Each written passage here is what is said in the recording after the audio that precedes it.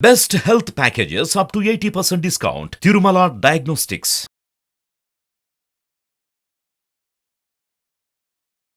నమస్కారం డాక్టర్ ప్రదీప్ జోషి గారు. శ్రీమాత్రి.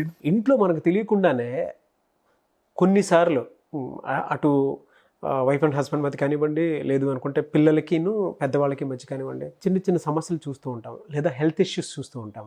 ఎటువంటి దోషాల వల్ల, అంటే ఇంట్లో ఉండేటువంటి ఎటువంటి దోషాల వల్ల మనం ఇవి చూసే అవకాశం ఉంటుందంటారు? శ్రీ గురుభ్యో నమః. శ్రీమాత్రి. మనము ఒంటిని ఎలా కాపాడుకుంటామో ఇంటిని కూడా అలాగే కాపాడుకోవాలి. ఇళ్ళు ఒళ్ళు రెండు క్షేమంగానే ఉండాలి, లేకపోతే సమస్యలు అనేటివి వస్తాయి. ఒంటిని మనం ఎలా కాపాడుకుంటాం? ప్రతిరోజు చక్కగా స్నానం చేస్తాం, చక్కని ఆరోగ్యంగా భోజనం చేస్తాం, ఆరోగ్యకరమైన పదార్థాలు తింటాం, అనారోగ్యకరమైన పనులు చెయ్యము. ఇవన్నీ కూడా మనం ఒంటిని కాపాడుకునే పద్ధతులు. మరి ఇంటిని కాపాడుకోవాలంటే ఏం చేయాలి అంటే, ఇంటి లోపల ప్రధానంగా మనము కొన్ని చూడాలి. మెయిన్గా ఈ నెగిటివ్ అనేది ఇంట్లో ఉండకూడదు. నెగిటివ్ ఇంట్లో ఉండడానికి గల కారణం మనకేం చూపిస్తుంది అని అంటే, ఇంట్లో రెగ్యులర్గా బూజు ఎక్కువగా పట్టి ఉండడం. ఇంట్లో బూజు పట్టింది ఉందనుకోండి, అది అనారోగ్యానికి సూచన. అది బికాజ్ ఎక్కడైతే కనుక డస్ట్ ఎక్కువగా ఉందో, బూజు ఎక్కువగా ఉందో, ఆ ఇంట్లో ఏం జరుగుతుంది అని అంటే, మనకు తెలియకుండానే డస్ట్ అనేది ఇంట్లో పేరుకుపోతుంది. మన ముక్కు ద్వారా కూడా మనం అదే ఇంట్లో ఉండడం వల్ల ఆ డస్ట్ అంతా కూడా మన యొక్క లంగ్స్లో చేరిపోయి మనకు కూడా ఆరోగ్య నష్టం కలిగిస్తుంది. కాబట్టి ఇంట్లో డస్ట్ అనేది లేకుండా మనం చాలా జాగ్రత్త పడాలి, డస్ట్ పడకుండా చూసుకోవాలి. దానికి తప్పకుండా మనము ఇంట్లో డస్ట్ ఎంత పడుతుందని తెలుసుకోవడానికి ఒక మూలకి ఏదైనా ప్రదేశంలో ఒక వైట్ పేపర్ పెట్టేసి ఉంచాలి, అంతే. సో ప్రతి వారం అక్కడ చెక్ చేయాలి, మన ఇంట్లో ఎంత డస్ట్ పడుతుందో వైట్ పేపర్ మీద తెలిసిపోతుంది, మనం దాన్ని టచ్ చేయకుండా ఉంటే. సో డస్ట్ ఎంత పడుతుంది, ఇంట్లో డస్ట్ ఎలా ఉంది అనేది మనకు తెలిసిపోతుంది అక్కడ. దాని నుంచి మనం ఓవర్కమ్ చేయాలంటే మనకు తప్పకుండా ఇంట్లో మంచి వెంటిలేషన్ ఉండాలి. ఇంట్లో వెంటిలేషన్ లేదనుకోండి, ఆ ఇంట్లో ఉండకూడదని శాస్త్రం చెప్తుంది. ఎందుకోసం అంటే, ప్రశ్న సమాధానం లెక్క ఇంట్లో ఒక డోర్ ఉంది అనుకోండి, ఒక డోర్కి ఆపోజిట్ విండో ఉండాల్సిందే తప్పకుండా. విండోకి మళ్ళీ డోర్ ఉండాలి. సో తప్పకుండా వెంటిలేషన్ అనేది ఇంట్లో తప్పకుండా ఉండాలి. డోర్కి కిటికీ, కిటికీకి డోర్, ఇవి రెండు ఆపోజిట్లో ఉండాలి. ఉంటే ఏం జరుగుతుందంటే, ఇంట్లోకి వెంటిలేషన్ ఎట్లాగైతే గాలి వస్తుందో, వచ్చిన గాలి వచ్చినట్టు ఆ యొక్క డస్ట్ని తీసుకొని బయటికి వెళ్ళిపోతూ ఉంటుంది. ఇలా ఎయిర్ ఫ్లోటింగ్ అనేది ఇంట్లో తప్పకుండా ఉండాలి. ఏ ఇంట్లో అయితే కనుక ఎయిర్ ఫ్లోటింగ్ సరిగ్గా ఉండదు, వెంటిలేషన్ సరిగ్గా ఉండదు, ఆ ఇంట్లో అనారోగ్యాలు తిష్ట వేస్తాయి. ఇది వాస్తుశాస్త్రం కూడా చెప్తుంది. అదేవిధంగా ఇంట్లో ప్రతి చోట కూడా సన్లైట్ పడేటట్టు చేయాలి. ఇంట్లోకి మొత్తం కూడా సూర్యుడి వెలుగు మంచిగా ధారాళంగా పడాలి. మునుపటి కాలంలో మనకు కొంచెం భయాలు ఎక్కువ ఉంటుండే కాబట్టి చిన్న చిన్న కిటికీలు కట్టుకున్నాం. అట్లా ఉండకూడదు. చిన్న చిన్న కిటికీలు కాదు, మంచి పెద్ద విండోస్ ఉండాలి. మంచి గ్రిల్స్ పెట్టించుకోండి వాటికి. ఇంట్లో ఇట్లా ఓపెన్ చేస్తే చక్కగా గాలి, చక్కగా ఎండ మంచిగా ఇంట్లోకి రావాలి. అలా వస్తే మంచిది. కొంతమంది ఇంట్లో కొన్ని నెగిటివ్స్ జరుగుతాయి. ఇవి మీకు ఒక సిమ్టమ్స్ చెప్తాను. ఈ సిమ్టమ్స్ మీకు ఫాలో అవ్వండి. ఒకవేళ అవుతే కనుక ఎస్, మీ ఇంట్లో కొంచెం నెగిటివ్ ఎనర్జీస్ ఉన్నాయి అని మీకు అర్థం. ఏమిటంటే, మీకు తెలియకుండానే అకస్మాత్తుగా ఇంట్లో ఎప్పుడైనా ప్రతి నెల అమావాస్య రోజున ఇంట్లో అందరూ కూడా కొంచెం కోపంగా బిహేవ్ చేయడము, ఇంట్లో గొడవలు అవ్వడము. ముఖ్యంగా అమావాస్య, పౌర్ణమి రోజుల్లో గొడవలు ఎక్కువగా జరుగుతున్నాయి. ఇంట్లో రక్తం బొట్టు ఎక్కడ ఏదైనా సరే ఎవరికొకరికి ఏదో చిన్న దెబ్బ దాకు ఏదో తగిలో రక్తం పడతా ఉంటుంది రెగ్యులర్గా. ఇంట్లో రక్తం ఎప్పుడైతే ఆ ఇంట్లో రెగ్యులర్గా పడతా ఉంటుందో, ఆ ఇంట్లో తప్పకుండా నెగిటివ్ ఉంది అని అర్థం. ఆ నెగిటివ్ని తీసేయాలి అని అంటే మాత్రం ఇంట్లో తప్పకుండా రెగ్యులర్గా సాంబ్రాణి పొడి చేసుకోవడం, ఇంట్లో తప్పకుండా డమరుకం శబ్దం వినిపించడం. డమరుకం పెట్టుకోవాలి ఇంట్లో, డమరుకం శబ్దము. తర్వాత శంఖ శబ్దాన్ని వినిపించడము, లేకపోతే దీపారాధన రెగ్యులర్గా చేయడం ఇంట్లో. ఇవి చాలా ఇంపార్టెంట్. ఇవన్నీ కూడా ఇవి చేసుకుంటేనే మంచిది.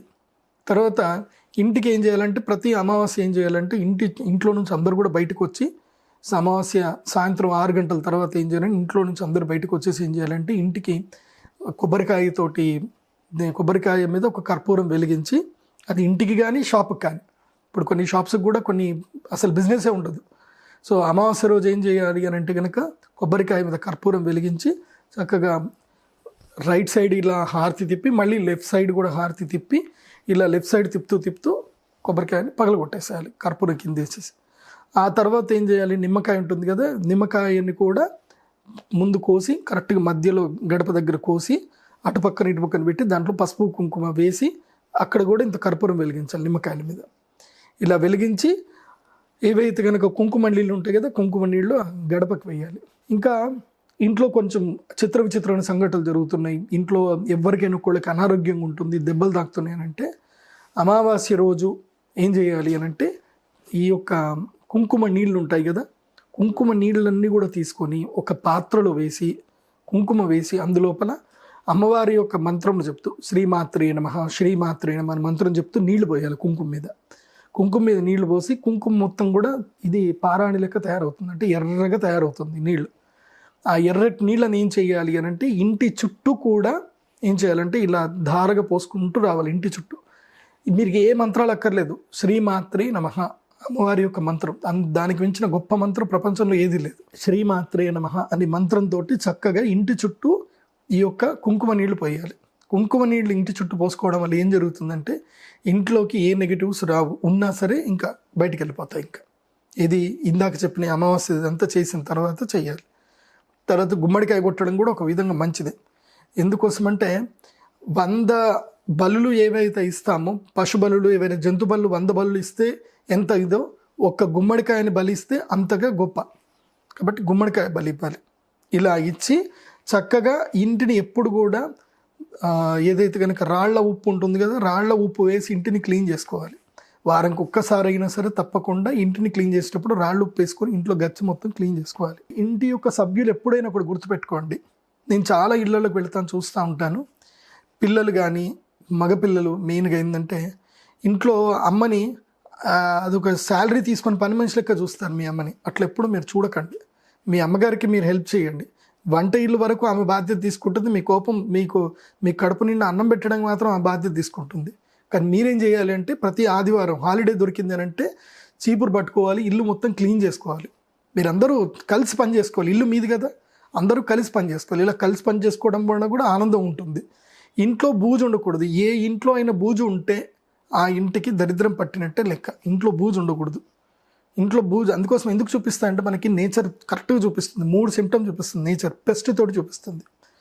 ఒకటి, ఇంట్లో బొద్దింకలు ఎక్కువగా తిరిగాయనుకోండి, ఆ ఇంట్లో వాళ్ళు ఆరోగ్యంగా లేరు అని అర్థం. బొద్దింకలు ఎక్కువ తిరిగితే, బొద్దింకలు ఉన్నాయంటే అది ఎట్టి పరిస్థితుల్లో రాత్రిపూటనే, బొద్దింకలు ఎప్పుడు సౌండ్ లేనప్పుడే రాత్రిపూట బయటకు వచ్చి ఆహార పదార్థాల మీద అవి తీసుకొని తింటాయి, అది అనారోగ్యం. కాబట్టి ఇంట్లో బొద్దింకలు ఉండకూడదు. మీ ఇంట్లో బొద్దింకలు ఉంటే మీకు అరిష్టమే, ఇది ఒక నెగిటివ్ కిందకే అర్థం. అండ్ ఇంటికి చెదలు పట్టకూడదు. ఇంటికి చెదలు పట్టింది అనుకోండి ఆ ఇంటిని వదిలేయాలంటారు. ఇంటికి చెదలు పట్టకూడదు. కాబట్టి ఇంటికి చెదలు పడుతుందంటే ఏదైనా ఉంది అని అంటే మీ ఇంట్లో ఏదో అరిష్టం ఉంది అని అర్థం. మూడోది ఏంటంటే ఇంట్లో సాలిడి పురుగులు తిరగకూడదు. ఇంట్లో సాలిడి పురుగులు ఉన్నాయి అని అంటే ఆ ఇంటికి ఆయుష్ అయిపోయిందని అర్థం. కాబట్టి ఆయుష్ అయిపోయింది అని అంటే ఇక మీరు ఇంట్లో సరిగ్గా ఉండరు అని అర్థం. ఇంటికి ఆయుష్ అయిపోయింది అని అంటే ఇంట్లో ఉండే వాళ్ళకి కూడా ఆయుష్ అయిపోతుందని అర్థం. కాబట్టి ఈ 3 ఇంట్లో లేకుండా చూసుకోవాలి. అది కాకుండా ఇంట్లో ఎప్పుడైనా గుర్తుపెట్టుకోండి, మీరు ఈ యొక్క సిస్టమ్ మీ ఇంట్లో పెట్టుకోండి. మీరు భోజనం చేయగానే మీరు తిన్నటువంటి పళ్ళను తీసుకొని మీరు చేతి కడుక్కొని మీరే కడిగేసి మీ అమ్మకి అనుకూలంగా ఎక్కడ పెట్టాలో అక్కడ పెట్టేసేయండి మీ ఇంట్లో. మా ఇంట్లో నేనైతే నేను భోజనం చేయగానే నా పళ్ళని నేనే తీసేసుకొని వెళ్ళి పళ్ళని కడిగి అక్కడ పక్కన పెట్టేస్తాను. నేను ఇప్పటికీ మా ఇంట్లో అదే పద్ధతి నేను పాటిస్తాను. మీ ఇంట్లో ఆ పద్ధతి మీరు పాటిస్తారా? మీ అమ్మకి మీరు ఏం చేయాలంటే కొంచెం హెల్ప్ చేయాలి. సాయంత్రం వేళ అయింది అని అంటే ఆ మొబైల్ పట్టుకొని ఏవో వీడియోలు చూస్తూ కాదు, అమ్మ వంట చేసింది కదా మనం పాత్రలు కడిగిద్దాం అని చెప్పి. ఎందుకోసమంటే ఇంట్లో ఎప్పుడైనా సరే రాత్రి పూటకి తెల్లారి పాచి పదార్థాలు ఉండకూడదు. రాత్రికి క్లియర్గా పాచి పనులు అయిపోవాలి మొత్తం కూడా. ఇంట్లో గిన్నెలు ఎట్టి పరిస్థితుల్లో తొట్టెలో ఉండకూడదు. మళ్ళీ తెల్లారి కానీ ఫ్రెష్ మూడ్తో స్టార్ట్ అవ్వాలి, కానీ తెల్లారి కానీ పాచి గిన్నెలు కడుక్కుంటూ కూర్చుంటే మంచిది కాదు. ఇంకోటి ఏంటంటే పాచి అన్నం ఏదైతే ఉందో పాచి అన్నం వాసన కూడా ఇంట్లో రాకూడదు. ఇంట్లో అన్నం నీరు గారితే ఇంట్లో శక్తి కూడా నీరు గారుతుంది అంటారు. Smell is most important. వాసన వచ్చిందనుకోండి, ఆ బ్యాడ్ స్మెల్ ఇంట్లో వచ్చిందనుకోండి, పాచి వాసన, ఇంకా ఇంట్లో మూడు కూడా చనిపోతుంది, మూడు కూడా పోతుంది. ఆ తర్వాత ఆ పాజిటివ్ ఎనర్జీ ఏదైతే ఉందో అది స్పాయిల్ అయిపోతుంది. ట్రూ అండి. మానసికంగా మూడ్ ఆఫ్ అయిపోతాం ఫస్ట్. ఎందుకోసం అంటే ప్రతి ఇంట్లో అమ్మ కీలకం. ఇవన్నీ అమ్మనే కదా చూసుకునేది, ఇల్లు అంటే అమ్మనే. కాబట్టి వీడియో చూస్తున్న ప్రతి ఒక్కరు కూడా మీ అమ్మకి ఈ విషయంలో మీరు సహాయం చేయండి. ఆ పాత్రలు కడిగే విషయంలో మీకు ఎవరైనా పని మనిషి ఉంది అని అంటే ఓకే, సంతోషం. పని మనిషి ఉన్నా సరే పని మనుషులకు చెప్పండి, ఎవరైనా సాయంత్రం వచ్చి కడిగేసి వెళ్ళిపోమని చెప్పండి. ఇంట్లో రాత్రి పూట పాచి గిన్నెలు ఉండకూడదు, ఉంటే లక్ష్మీదేవి రాదు అని చెప్తారు. సో ఇవన్నీ ఇంట్లో నెగిటివ్స్. సో నేను చెప్పిన ఈ చిన్న చిన్న రెమెడీస్ చేసుకోండి, హ్యాపీగా ఉండండి, సంతోషంగా ఉండండి. ఇంట్లో ఎక్కువగా అనారోగ్యాలు పాలవుతున్నారు అనుకోండి, వేప ఆకులు ఉంటాయి కదా, వేప ఆకులు తీసుకొచ్చి ఇంటికి కట్టేసుకోండి. మామిడాకులు, వేపాకులు ఇవి చాలా గొప్పవి, ఇంట్లో కట్టుకోండి, మంచిది. Sure sir. Thank you so much doctor Pradeep Joshi గారు.